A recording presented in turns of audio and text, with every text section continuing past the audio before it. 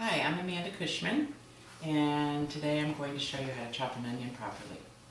The reason I picked an onion to show you is because it's something we use in pretty much every recipe. Every savory dish, almost 90% of the time, has onions. So we're going to this would be an onion or a shallot. Either one of those, we chop exactly the same way. So the two things you need to chop properly, one is a great cutting board. A nice big wooden one is what I prefer, but you can also use the hard plastic ones, the ones that go in the dishwasher, which a lot of people love, and a very good knife. So either an 8 or a 10-inch chef's knife, and this is important that it's also sharp. So if you have two things in cooking, these are the most two things that are important. Cutting board, knife. Okay, so the onion came out of the refrigerator. The reason I keep them in the refrigerator is so that you don't cry when you're chopping, and also so that it stays fresher longer. So what we're going to do first is take off the stem end, the one that looks exactly like a stem, and then you put it flat side down on your cutting board, and you cut in half through the root end, and then you peel it.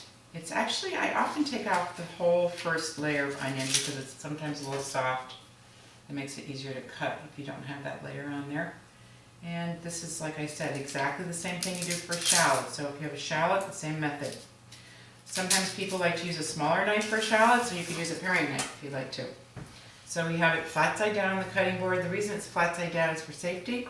So whenever you have something round, it's flat side down so it's not rolling. So when you're chopping, you keep your fingers safe. So you put your fingers on top, you go towards the root end using the front of the knife, and you go all the way back, but you don't go all the way through. So you're basically hitting the back of the onion but not detaching it, keeping it connected to the root end.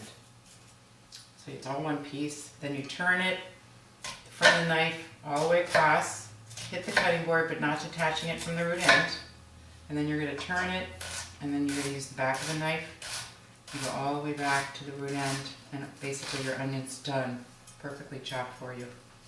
It's a great trick. I love this trick. It's just a perfect way to make it so quick and easy and kind of fun, actually. So you put your fingers on top, you go towards the root end, using the front of the knife. The reason we use the front of the knife is because it's thinner.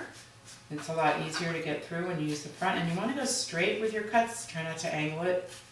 And you can go all the way to the top, still keeping it connected. You're going to turn it, go all the way down, hit the cutting board using the front of the knife. And we're not detaching the onion at this point. So you want to make sure you hit the cutting board all the way across.